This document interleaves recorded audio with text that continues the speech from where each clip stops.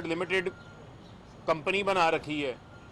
USA के अंदर भी इनकी लिमिटेड लाइबिलिटी कंपनी है, एलएलसी है। और ये भी सबके इल्म में है कि बेनज़ीर भुट्टो शहीद की किताब में नवाज शरीफ के ऊपर उसामा बिन लादेन से पैसे लेकर उनकी हुकूमत गिराने के हवाले से लिखा हुआ है।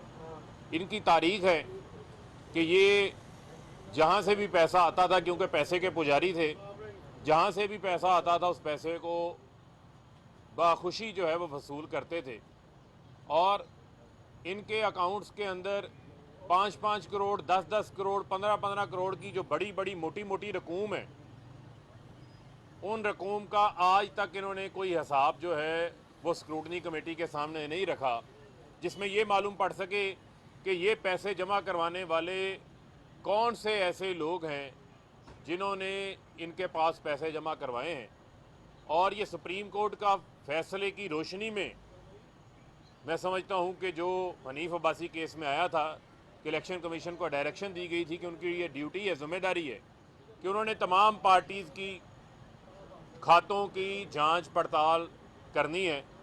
और इलेक्शन कमीशन ने अकबर एस बाबर को ये डिसीजन दिया था कि वो पीटीआई के जो अकाउंट्स जमा करवाए गए हैं उन अकाउंट्स को इलेक्शन कमीशन के अंदर बैठकर चार्टर्ड अकाउंटेंट, फाइनेंशियल एनालिस्ट को साथ बैठ के उन अकाउंट्स को देख सकता है।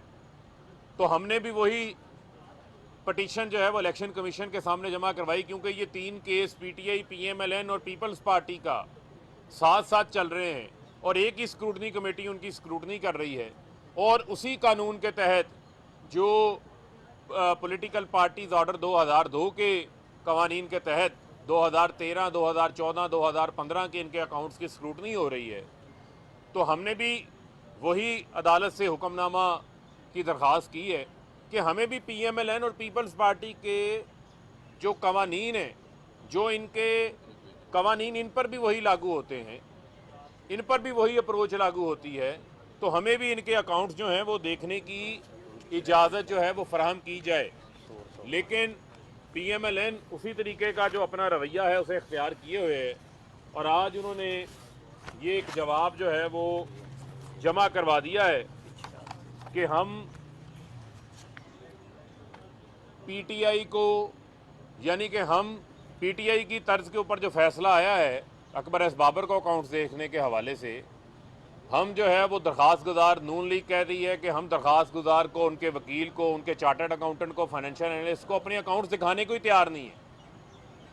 पीपल्स पार्टी अपने अकाउंट्स दिखाने को तैयार नहीं है। यानी एक तरफ से जो है वो चोर हैं, दूसरी तरफ से चतर भी हैं, यानी कि चोरियां भी और साथ साथ चलाकियां भी करने की कोशिश करते हैं। दुम दबा के भागे हुए हैं, ना उनके ज़राए बता रहे हैं। हम कह रहे हैं वो बताएं कि ये कौन से हजूर वो ज़राए हैं, वही ज़राए दिखा दें जिन ज़रायों का एक बार नाहल नवाज शरीफ ने जिक्र किया था। हजूर ये हैं वो ज़राए जिन ज़रायों से लंदन की प्रॉपर्टियाँ ख़रीदी गई।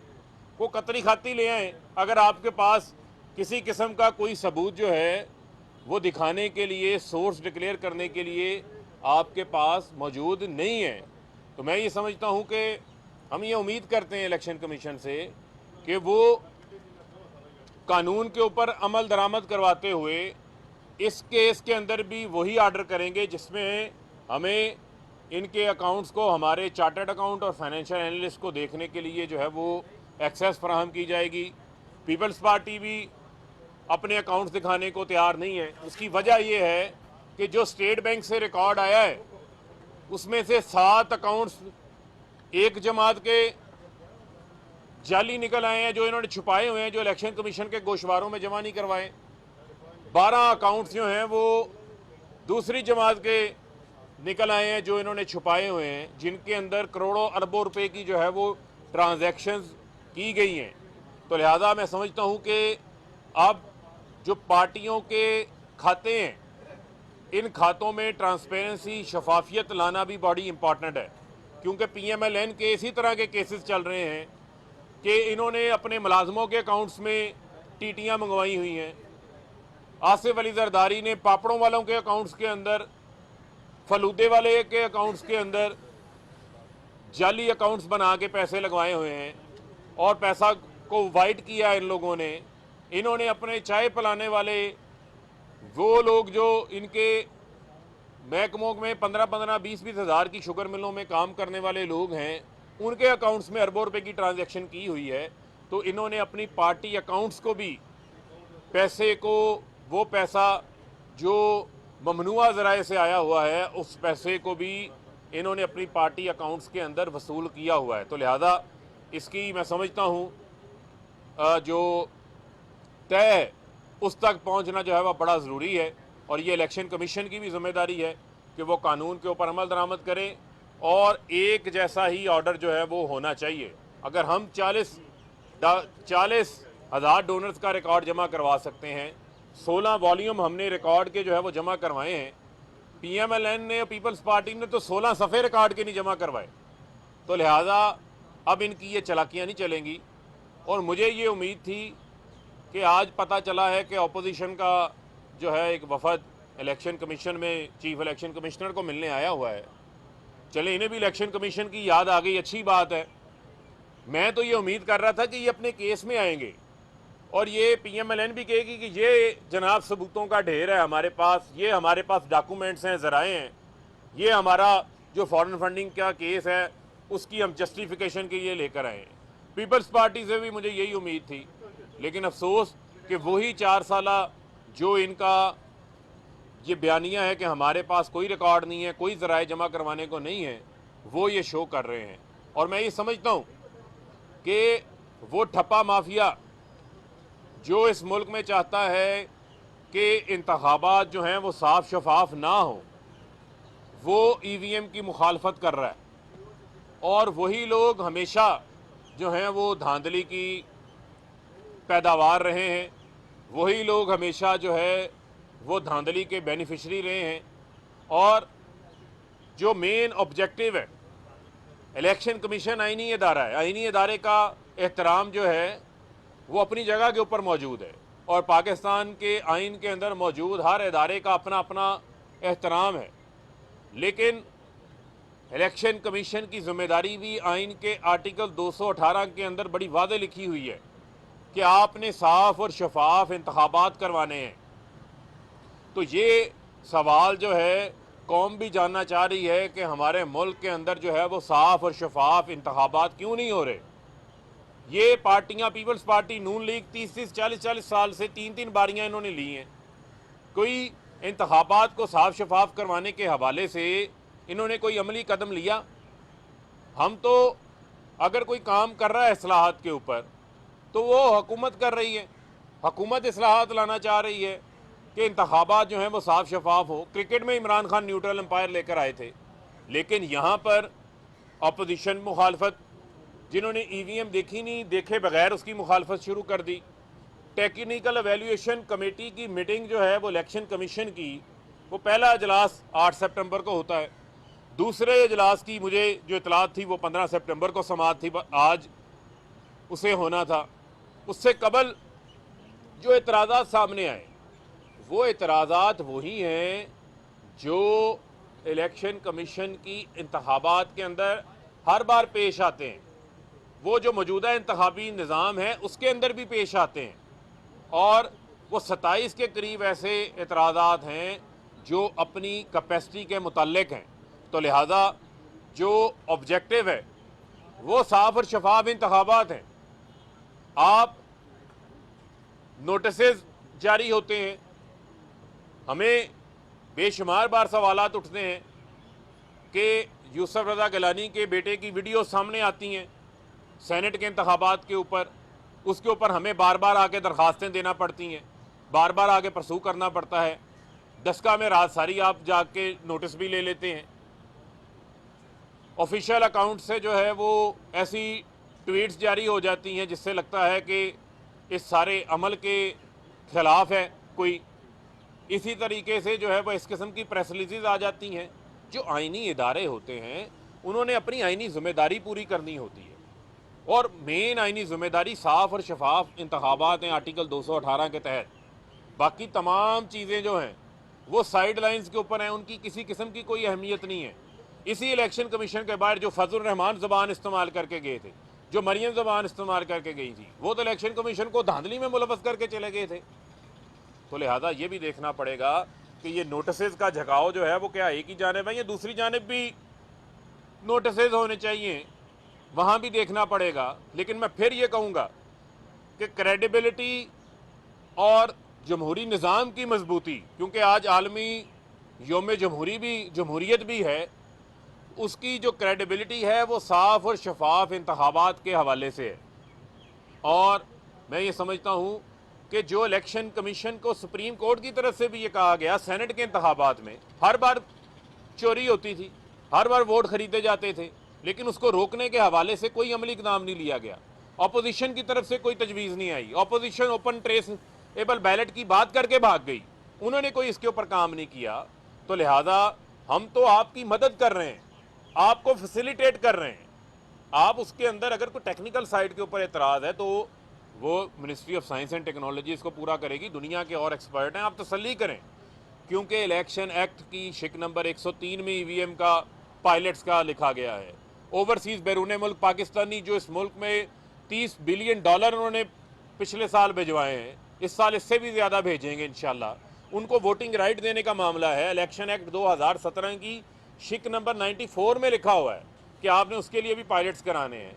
कितने पायलट्स हुए हैं, उन पायलट्स में जो चीज़ें सामने आई उनको दूर करने के हवाले से क्या इकदाम किए गए हैं, इन तमाम चीज़ों के ऊपर अगर हम देखें तो एक लंबी खामोशी नज़र आती है। तो लिहाजा मैं इलेक्शन कमीशन आईनी इदारा है, उससे ये दरख्वास्त करूँगा कि आप इसके ऊपर फोकस करें, आप साफ और शफाफ इंतखाबात को बनाने के हवाले से उसके ऊपर जो है वो फोकस करें, और डिबेट फिर जो है वो दूसरी जानिब जो है वो चल पड़ती है। और मैं समझता हूँ कि फिर जो कोशिश कर रहे हैं साफ और शफाफ इंतखाबात के हवाले से, उस अमल को मैं समझता हूँ कि सबको सपोर्ट करना चाहिए। और अपोजिशन आज तक साफ और शफाफ इंतखाबात के ऊपर सवाए रोना धोना डालने के लिए इस्लाहात के हवाले से एक तजवीज़ नहीं लेकर आए। तो मैं ये समझता हूँ कि वो ठप्पा माफिया जो इस सिस्टम से बेनिफिट होता रहा है, उसको चाहिए कि आज टेक्नोलॉजी का दौर है, आज दुनिया आगे जा चुकी है, और आज जो निज़ाम ईवीएम के 20 से ज़ायद ममालिक में चल रहा है उसको पाकिस्तान के अंदर भी आने दें, ताकि इस मुल्क के अंदर जो है वो ट्रांसपेरेंसी की, साफ शफाफ इंतखाबात की जो बुनियाद है वो रखी जा सके।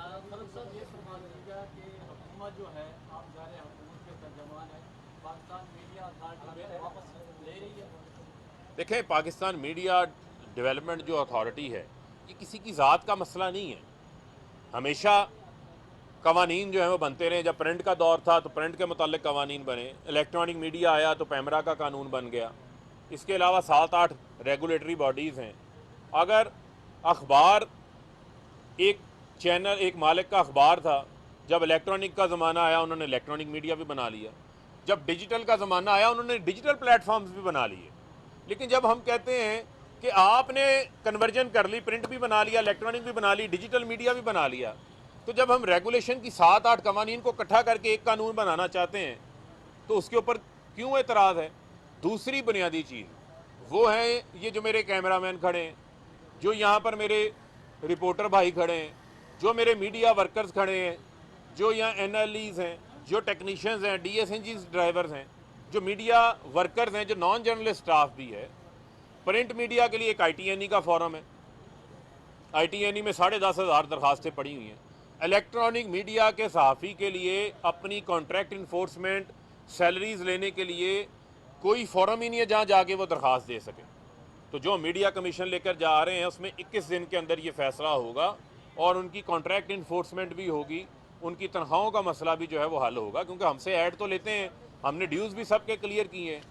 तो लिहाजा ये मीडिया की डेवलपमेंट के मुतालिक है, किसी किस्म की जो है वो कदगन के मुतालिक नहीं। आज सब कमेटी का इजलास है, वहाँ हम जाएंगे। तजावीज़ अगर किसी के पास इस हवाले से मुस्बत हैं वो लेकर आएँ। ये बताइएगा कि फेक न्यूज़ का बहुत जिक्र हो रहा है, जो मिसालें दी जाती हैं वो सारी सोशल मीडिया की, टीवी की नहीं है। और अगर कोई एक वज़ीर काबीना से उठ के दूसरे वज़ीर के मुताल्लिक कहते हैं आज उसकी बड़ी बेइज्जती हुई है, और दूसरा जिसके हवाले से खबर चलेगी वो इसको फेक न्यूज़ करार देकर ट्रिब्यूनल में ले जाए, तो क्या वज़ीर की बात पे एतबार करना सहाफ़ी की गलती है? देखें, दो चीज़ें बुनियादी तौर के ऊपर, एक है मिस इन्फॉर्मेशन और एक है डिस इन्फॉर्मेशन। मिस इन्फॉर्मेशन ये हो सकती है कि आप कोई ऐसी रिपोर्टिंग कर देते हैं जिसके अंदर आपके पास को पूरी इतला मौजूद नहीं है, ऑफकॉम का भी मॉडल आपके पास मौजूद है, उसके ऊपर किसी किस्म की कोई ऐसी कार्रवाई नहीं है, उसके ऊपर तरदीद भी जारी हो सकती है, उसके ऊपर जो है वो मुतलका जो रिपोर्ट करने वाले हैं उनकी तरफ से भी जो है उसकी तस्दीक की जा सकती है। लेकिन एक डिसइंफॉर्मेशन है, डिसइंफॉर्मेशन वो है जो मुल्क को नुकसान पहुंचाती है, डिसइंफॉर्मेशन वो है जो EU डिसइंफॉर्मेशन लैब के अंदर चीज़ें सामने आई, जो भारतीय ANI की एजेंसी जो है वो कहती है पाकिस्तान का GSP प्लस ख़त्म कर दिया गया, वहाँ से खबर आती है सोशल मीडिया पे कैरी होती है, सोशल मीडिया से कैरी होकर प्रिंट पे पहुँच जाती है, बाद औक़ात इलेक्ट्रॉनिक के ऊपर भी पहुँच जाती है। तो मैं ये समझता हूँ कि किसी किस्म की तो रेगुलेशन जो है वो होनी चाहिए। दुनिया में इस किस्म के जो है वो निज़ाम मौजूद हैं और उन पर भी जो है वो बात हो रही है इस हवाले से। अच्छा फारूक हबीब साहब, ये बताइएगा कि बाद इत्तलात आ रही है कि गवर्नमेंट जुम्मा और पीर को सेनेट और कौमी असेंबली में इंतखाबी इस्लाहत वाला बिल जो है वो पेश करने जा रही है, उसके बाद देखें ये तो अभी देखें आना तो ये जॉइंट सेशन के अंदर है, क्योंकि अब तो उसके अलावा कोई और मैं समझता हूँ कि कानूनी तौर के ऊपर कोई ऐसा ऑप्शन जो है वो अवेलेबल नहीं है। जब सेनेट में 60 दिन से ज़ायद गुजर गए तो उसकी क्या तारीख होगी, कब आएगा, वो हम आपके साथ जो है वो शेयर कर लेंगे आपके साथ। फारूक हबीब साहब ये बताइएगा जिसमें इसी तरह धरने के अंदर या ओवरऑल मीडिया जो मालकान है अपने चैनल के ऊपर एक कैंपेन चला रहे हैं हुकूमत के खिलाफ, ये जो बिल है वर्कर के खिलाफ है, मजदूर के खिलाफ है, तो आप इस बारे में सोशल कैंपेन भी चलाने देखें हमने सबके साथ जो है वो इंगेज किया है। आज भी 2 सब कमेटीज़ की मीटिंग है, चाहे स्टैंडिंग कमेटी की, कायमा कमेटी की, कौमी असम्बली की मीटिंग है, सेनेट की मीटिंग है, उसमें हम सबको साथ अपने साथ इंगेज किए हुए हैं। और दूसरा वो ये है ना कि every publicity is a good publicity, तो वो अपने जो है वो जो इश्तिहारात वो पैसे लेके चला रहे हैं वो फ्री चला रहे हैं, अब हम उसके ऊपर क्या कर सकते हैं। अच्छा सर, पार्लिमानी गैलरी जो है वो बंद कर दी गई थी सरदारी इंतखाबात के मौके पर, इस पर हुकूमत का क्या प्राइम मिनिस्टर इस पर देखिए उसके ऊपर जो है वो मुख्तलिफ जो है वो आ रहा है और उसके ऊपर स्पीकर साहब का जो है वो ये अपना उनका डिसीजन है, उसके ऊपर भी हम बात करेंगे। लेकिन मैं ये बात जो है वो दोहराना चाहता हूँ, अभी तो जो है वो कल कहा गया कि नोटिसेज हम जो है वो इशू करेंगे और जो फवाद चौधरी हैं या बाकी हमारे जो लोग हैं वो किस चीज़ की किस चीज़ की है, पेन ये है कि आप एक कैंपेन बनाते हैं जी, धांधली धांधली धांधली धांधली का शोर मचाते हैं, जहां आप इलेक्शन आ जाते हैं वहां धांधली की बात करते हैं, लेकिन आप इस्लाहात की तरफ जो है वो आना नहीं चाहते। तो मैं ये समझता हूं कि ये नोटिस जो है वो फिर एक तरफ नहीं, इलेक्शन कमीशन फिर निकाल ले उन तमाम तकारीरों को और देखे कि वो लोग जो मुलाकातें करने आते हैं उन्होंने इलेक्शन कमीशन के बारे में जो है वो क्या क्या बातें की हुई हैं, वो ज़्यादा पुरानी नहीं है, उसमें मरियम सफदर भी सर फहरिस्त हैं और मौलाना फजल रहमान भी सर फहरिस्त हैं। बहुत शुक्रिया।